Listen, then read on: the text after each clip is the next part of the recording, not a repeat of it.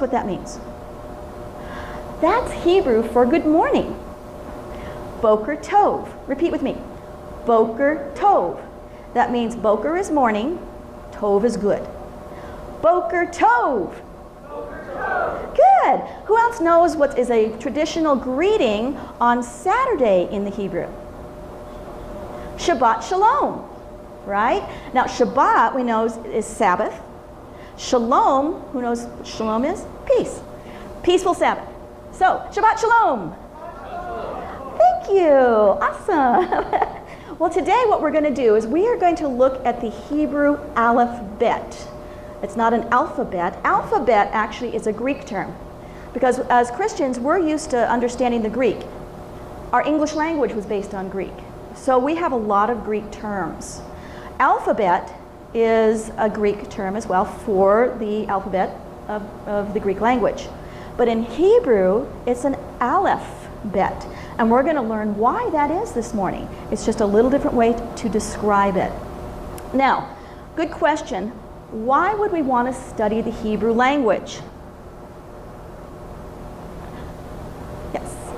Grow deeper in faith and to learn more when we're reading and studying God's Word, I would think. Yes. Very good. Language is all about communication. If I came to you here today and started speaking in Spanish, how many of you would understand what I was saying? A few of you would. What if I started speaking in Arabic? No? How about Lithuanian? German? Italian? Ooh. What if I spoke to you in Hebrew? No. We wouldn't understand, you wouldn't understand what I was saying. It's the same thing with reading God's Word. We're used to reading it in English because that's the language that we speak. That's the language it was translated in. However, the original language was Hebrew. Now, if somebody's speaking to us in Hebrew, we're not going to understand what they mean until we start learning the language. So this is all about communication. God is communicating to us. He communicated to the people back then. He's communicating to us now. And he used Hebrew to do it. Well, that's a good one. What if we don't speak the language? Hebrew. Hebrew is the first and last language. So, oh, can you go forward, David? One more. Okay, Hebrew, the first and last language. Okay? Now, what do I mean by the first and last language? Many of the scribes believe the earth was created through the spoken word. In the beginning was the Word, right? And the Word, God spoke the Word into creation. The sages, the ancient Hebrew sages, said that God spoke the Hebrew language, and the Hebrew language itself created the world. What an awesome thought. You know, and to us it's like, well, okay, how do you create things with our language? But if you understand the Hebrew, you'll see why. John 1 says, in the beginning was the Word, and the Word was with God, and the Word was God. So Jesus himself was there in the beginning, creating through the Word. He was the Word. So there's a combination of that as well. Then finally, all things were created through him and by him. If he's the Word was created, the world was created through him, right? You see that analogy there? Now the letters of the alphabet, or the Aleph Bet, are the building blocks of life. Next slide. Why would we learn now? The Hebrew language is going to be the language of the millennium. People don't think about that. When Jesus is reigning here on earth for 1,000 years, is he going to speak English? He may speak a universal language. Some people think he's going to speak in tongues. He might. But Hebrew was the language his language was the language of creation, and it's going to be the language spoken during the millennium. So we should probably learn a little bit about it if we're going to be here in the millennium, which I plan on all of us being here in the millennium, right? So we need to know about it. Zephaniah 3:9. For then I will restore to the peoples a pure language, and they all may call on the name of the Lord, to serve him with one accord. People don't realize that Hebrew actually died for a couple thousand years. Hebrew was not used, except only by the rabbis when they studied Torah. But the Hebrew was restored as a spoken language in Israel by Eliezer ben Yehuda. And this was back in the late 19th, early 20th century. It's the only ancient language that has been restored as the official language of a nation. So not only was Israel miraculously restored as a nation in 1948, which by the way has never happened, people going back to their traditional kingdom, their traditional nation, but the language itself was restored, which is an absolute miracle of God. So Hebrew, again, is a miraculous language used by God. Next slide.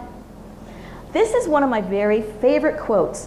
One of the things I do is I read some of the sages, the rabbis, the Hebrew teachers, and I get a lot of insight from them. But this is one of my favorite quotes from one of the Hebrew teachers that I read with him. Buried within and behind the prophetic words and letters of the Hebrew text are layers upon layers of meaning, with multiple hints and allusions flying off in every direction. And once you start learning the Hebrew language, you find that to be so true. There's so many hidden layers and meanings in the Hebrew. English is awesome because you can find a lot of truths and layers and things. Greek is a really amazing language because it's very literal and it'll pull out literal meanings. But Hebrew, you can find layers upon layers of meaning and allusions, and it hooks to other letters. And you find a word, then that it goes to another word, it has a root, and that has a meaning. And the meaning of the root has another application. And then you find it in all these other places in Scripture, and you're like, this is telling a whole story. And it's really in the Hebrew, when I started studying Hebrew, that I began to find this. So, think about Hebrew and Hebraic thought like a diamond. When you look at a diamond, it's beautiful and it's shiny, but it has a lot of facets, right? That's the same thing when you study Hebraic thought.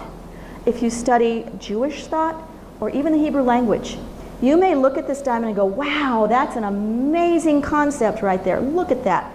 And then you turn it around and go, whoa, oh, I never saw it from this side. That's also amazing. And oh my gosh, it's like a cut back in here too. And if I shine it like this, it shines on the... It's amazing what you can do when you begin to study Hebrew and you begin to study Jewish or Hebraic philosophy or thought. Now, one of the things I am going to bring out about Jewish thought is that here in the West, we think like Greek thinkers. It's very linear. You have a beginning and you have an end, right? And then you have time goes on and on. In Hebrew thought, everything is circular. Everything goes in a circle, and everything begins again. It's the cycles of life. So what has happened before will happen again. So here in the Western thought, oh, this is prophecy, that happened, check that one off. In Hebrew thought, prophecy, this happens, it will happen again. So you look back into history to begin to look forward into the future. Does that make sense? Okay, so that's a good foundation. Now, let's take a look and get into some Hebrew things. Now, today what I want to study with you is the Paleo Hebrew. Next slide. Get that, David? Paleo Hebrew is an ancient picture language. So you can see up here that over on the left side, that's Egyptian hieroglyphics. They look like pictures, and that's how they wrote. And if you've studied anything about ancient Egypt, you'll see that a lot of their old hieroglyphics and things, and the things that they papyrus and the things they wrote on, were hieroglyphics like this.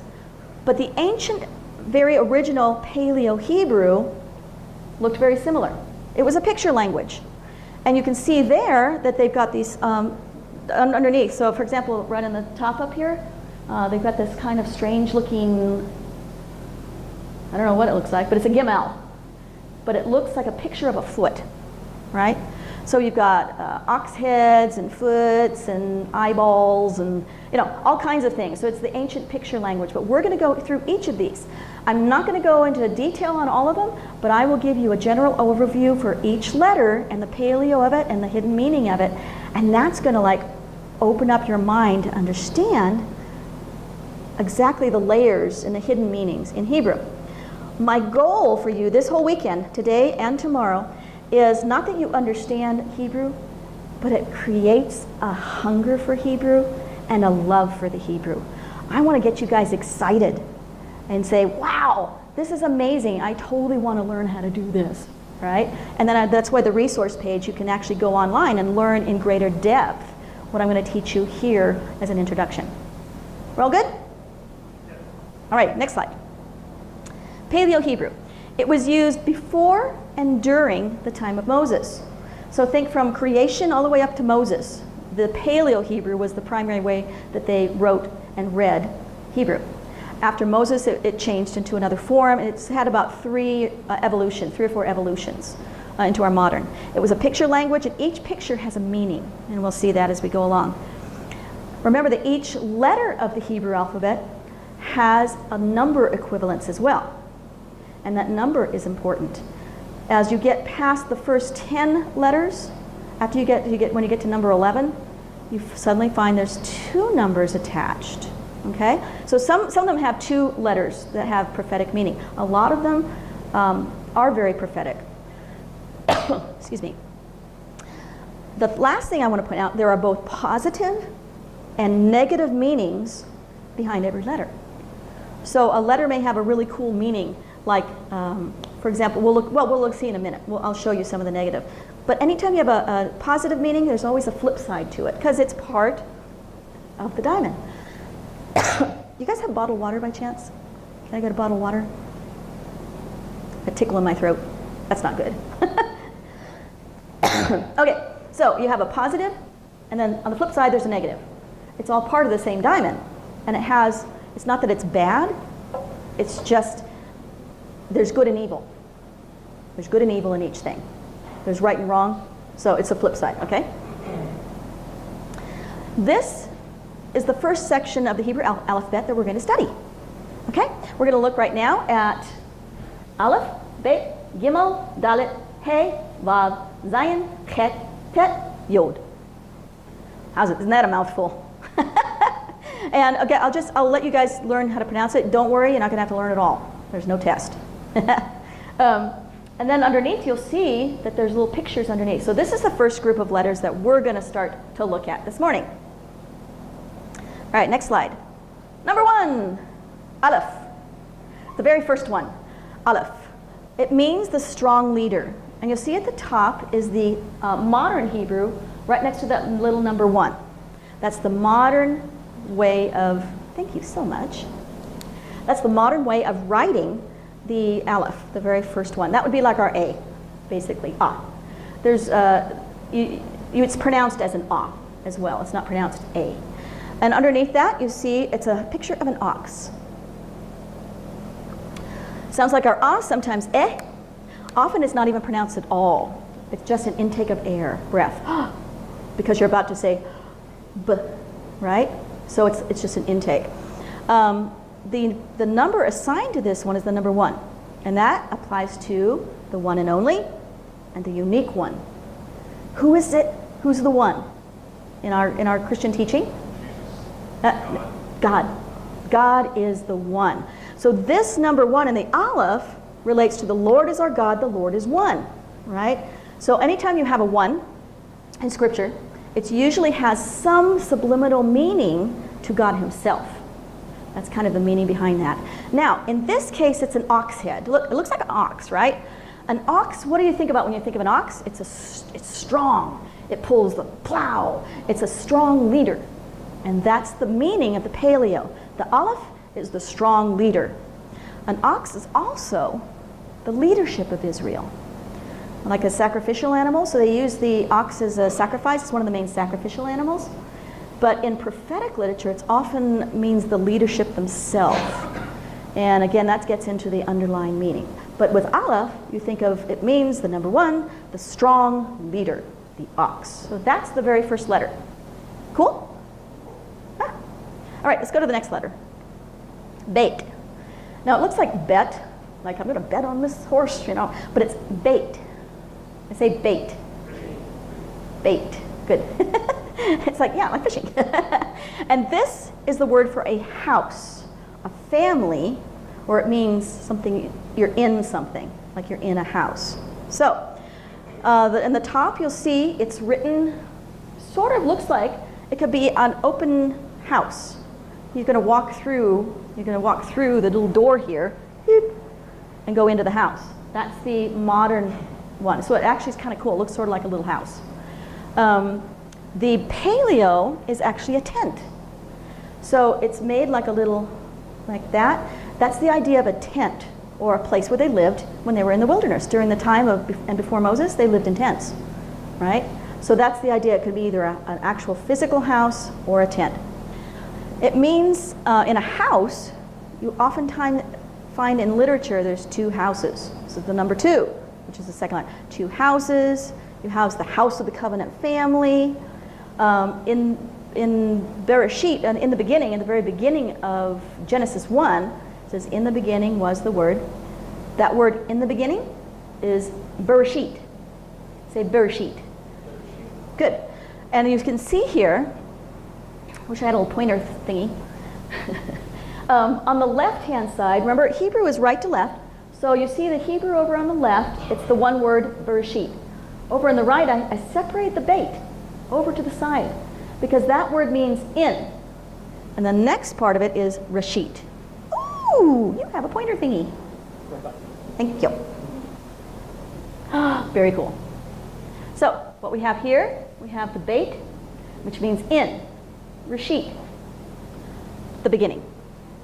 Okay? So that's how you would put that together in a Hebrew phrase, in the beginning. Bait, in.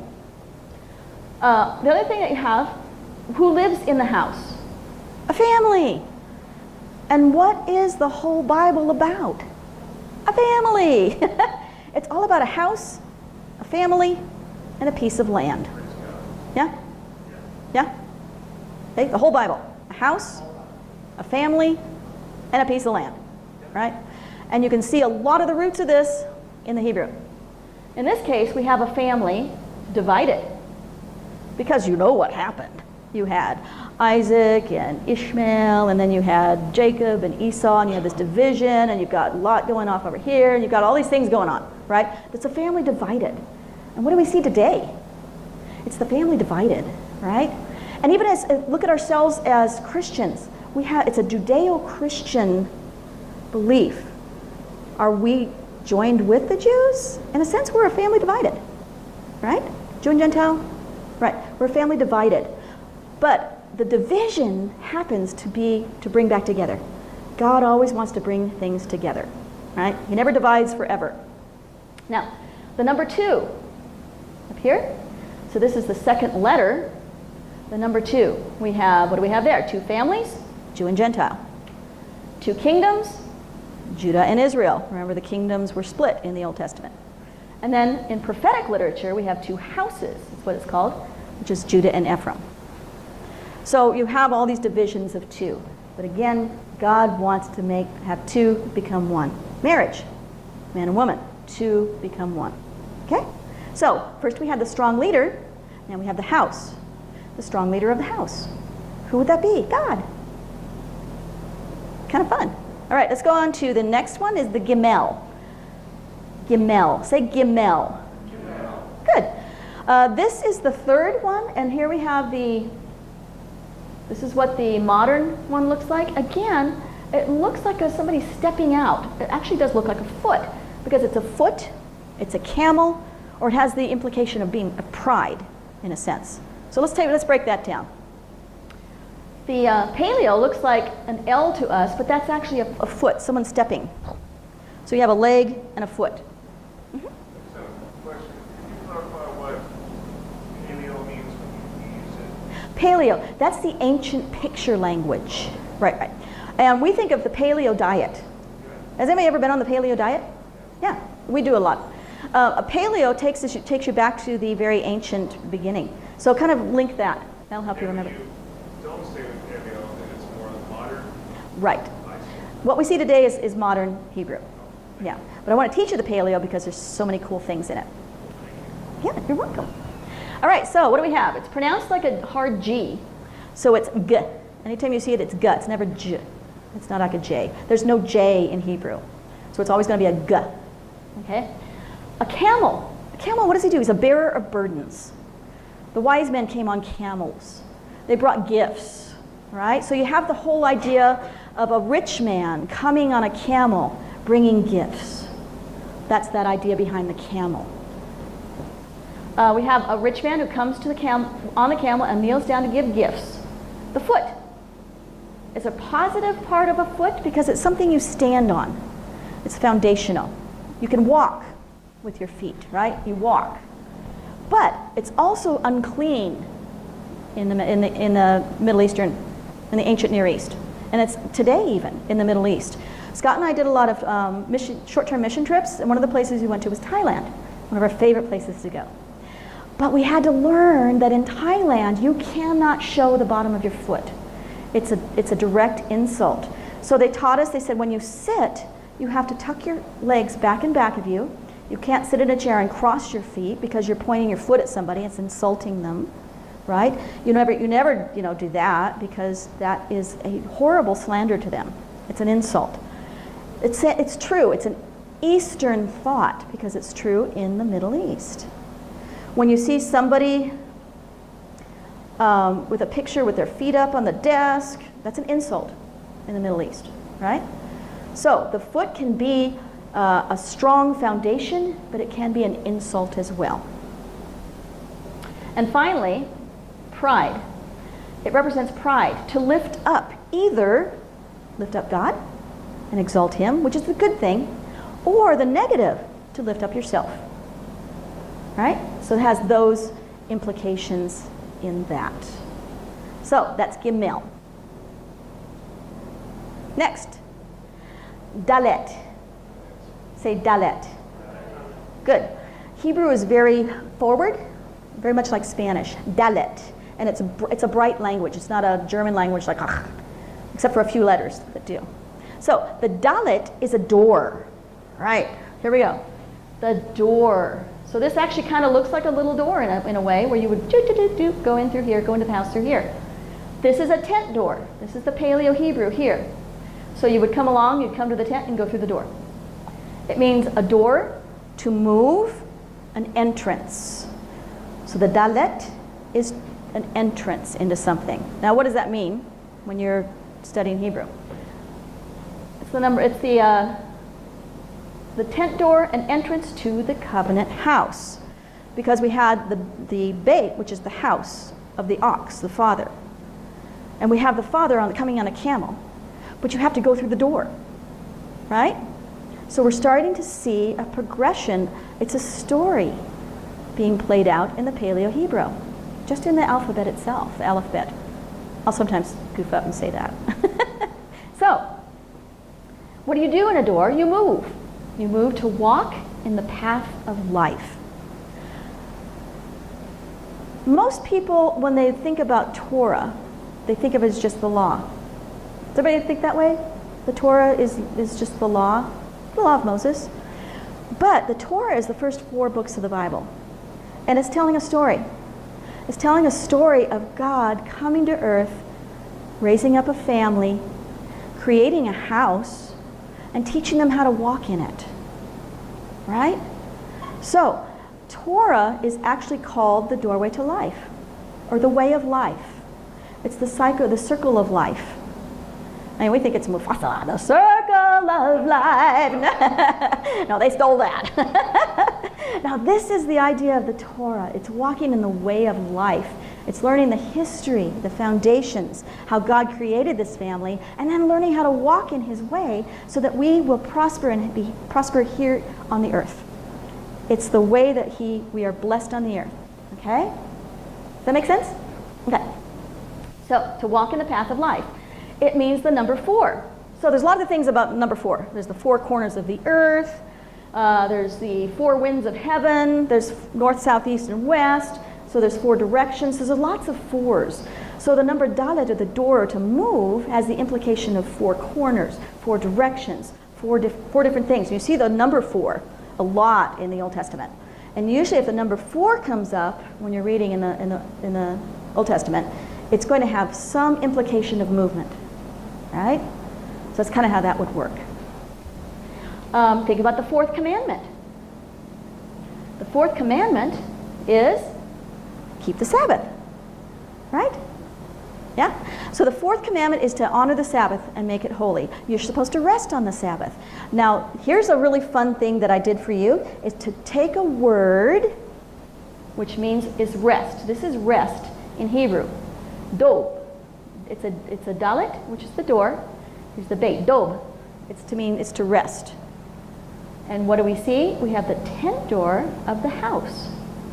The fourth commandment of the Sabbath is the tent door into the house, the covenant house, so that you might rest.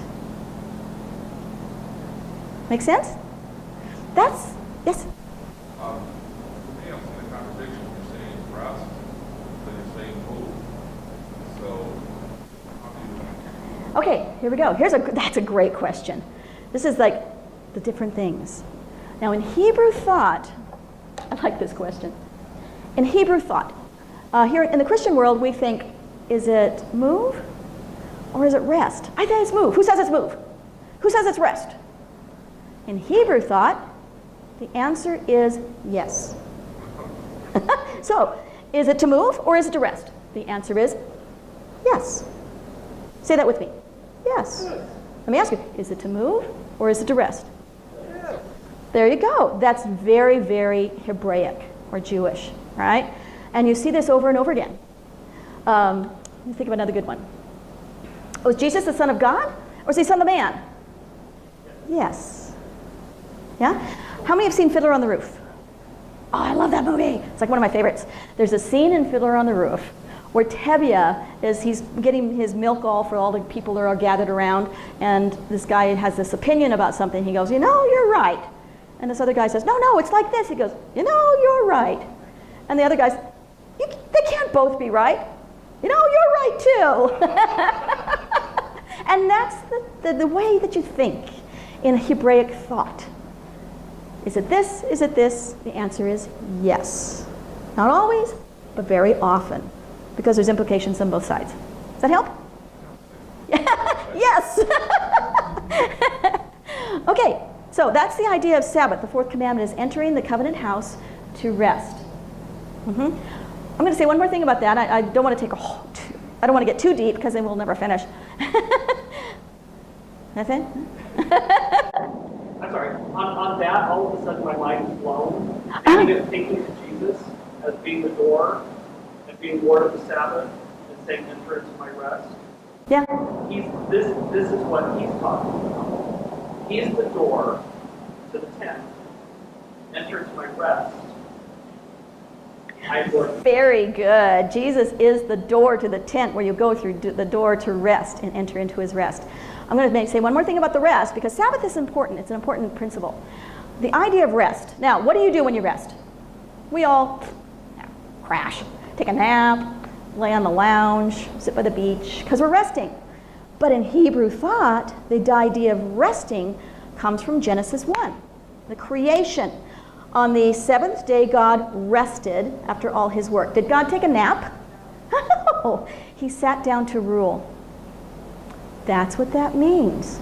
He sat in his throne in a place of authority to rule over his creation. That's the idea in Hebrew thought of rest. What are we going to do in the millennium? Are we going to rest and take a nap? No. We will sit with him in the place of authority, and we will carry out what he tells us to do, which is going to be the most amazing stuff ever. We will rest with him. That again goes to Ephesians, that you're seated together with him at the right hand of majesty on high. Ephesians, we're seated together with him in the majesty and high. It's not the idea we're sitting there, eating ice cream. Yeah. Ruling and reigning. So on Sabbath, we refrain from ordinary work because we are resting to rule and reign with him. It's the one day where he invites us to come and sit with him on the throne. That's the idea of Sabbath. Yeah? Okay. Anyway, that was a really good question. That opened up a whole bunch of stuff. All right.